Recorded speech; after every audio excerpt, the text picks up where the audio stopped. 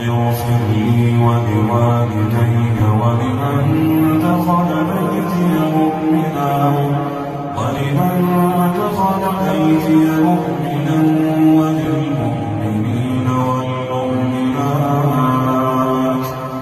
ولا تزد الظالمين إلا تبارا. ويا أهلين وسهلين في يوميات أم البنات، اللهم صل وسلم وبارك على سيدنا محمد. كيفكم يا جماعة الخير؟ إن شاء الله طيبين، أخباركم وصحتكم. الليلة يا جماعة هعمل معاكم روتين خفيف ظريف كده. قمت من الصباح عجنت عجين الزلابية زي ما شايفين. معلقة ضفتها معلقة خميرة ومعلقة سكر ورشة بتاعت ملح، وخليت العجينة تخمر لنص ساعة كده يعني. وبعد ذاك جيت شنو عشان أرمي الزلابية، ولازم يا جماعة الزيت يكون حار عشان الزلابية ما تشرب معاكم زيت. والليلة حابة أحكي معاكم في موضوع الثقة بالله. والثقة بالله يا جماعة حاجة عظيمة شديد. والثقة في الله ما كلام ساي، دي راحة للقلب وسند للزول في وقت الشدة ونور بيمشي عليه. سبحان الله، الزول اللي بيثق في ربنا حتى لو الدنيا دي ضاقت عليه بيكون عارف انه الفرج قريب وانه ربنا ما بينسى عبده ابدا.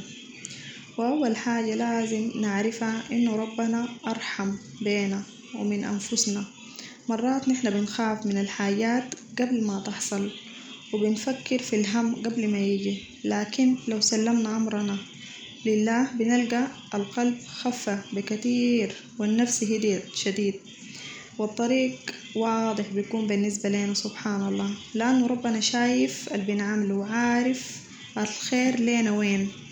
وبرضو من الثقة في الله إنك تعمل اللي بتقدر عليه وتتوكل، يعني ما تقعد منتظر المعجزات، لا انت تسعي ولا انت تسعى واشتغل وخطط وخلي قلبك معلق بالله. والتوكل ما معناتها الكسل، التوكل معناه إنك تبذل السبب وبعد ذاك تسلم النتيجة لربنا. ومن أجمل الحاجات إنه الزول لما يمر بضيقة ما يقطع الأمل.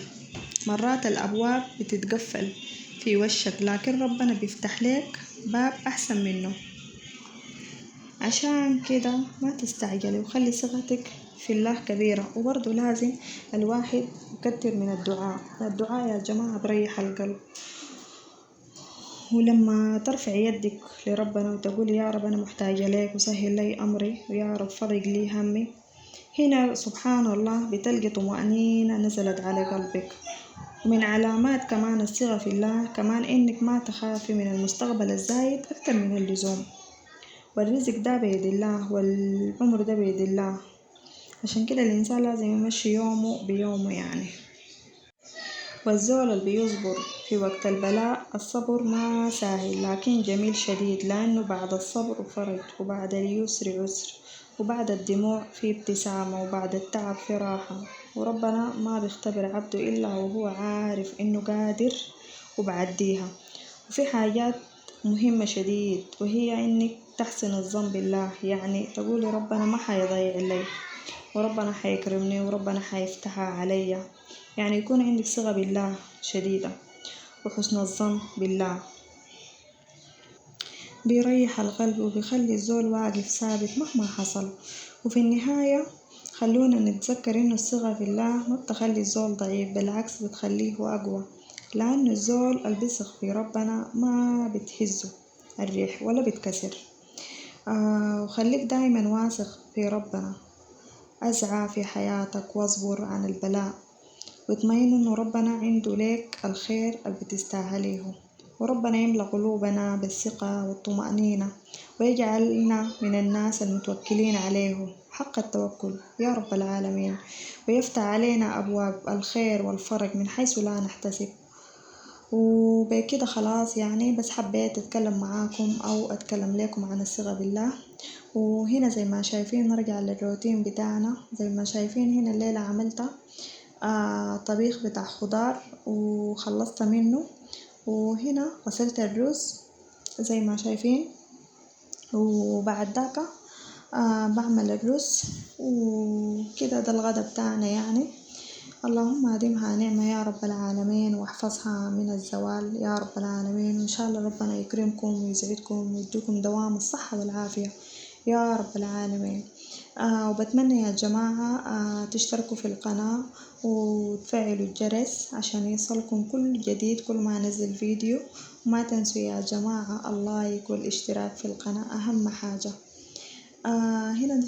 هنا خلاص غسلت الرز وخلاص. انا هنا خلصت يعني الغدا، عملت الطبيخ بتاع الخضار. والله يا بنات طعم رهيب يعني. الطعم بتاع الطبيخ بتاع الخضار طلع رهيب، طعم مبالغة ما شاء الله. طلعت الأكلة كده مسبكة. هنا خلاص يعني خلصتها. بديه كم غسلة كده عشان يطلع بس النشا بتاعته وخلاص. بعد ذاك ببله شوية كده وبجي أصفيه وخلاص يعني ما في حاجة. وهنا خلاص شايفين. اللهم أديمها نعمة يا رب العالمين واحفظها من الزوال. وتفضلوا معانا يا جماعة. وده هنا الرز خلاص برضو تفلفل وطلع برضو الطعم بتاعه رهيب الحمد لله. وهنا عملت لي كاسة بتاعت قهوة، قلت الزول يروق على نفسه شوية يعني من وقفة المطبخ وكده. عملتها شربتها بمزاج كده، بس الليلة ما عملت بخور يعني، لكن شربتها بمزاج الحمد لله. وبعديها قلت خلاص يعني بعد ما خلاص خلصت الغدا عملت قلت خلاص انضف البوتاجاز، نظفته الحمد لله. وهنا خلاص عملت العصير، عملت لي عصير مانجا. السخانة دي عاد لازم العصاير يعني عشان تبرد علينا شوية. هنا عملت خلاص المانجا خلطتها. والله طلعت طعمة ما شاء الله يعني. ذات المانجا السنة دي طعمة شديد وصفرة ما شاء الله. وهنا خلاص يعني برجي فيكم كبيتها. وهنا بعد الغدا اتغدينا، عملت لي كاستين بتاعت شاي كده. وبس كده انتهى الفيديو، واشوفكم على خير. وما تنسوا الاشتراك في القناة واللايك يا بنات وكومنتاتكم الحلوة، ومع السلامة.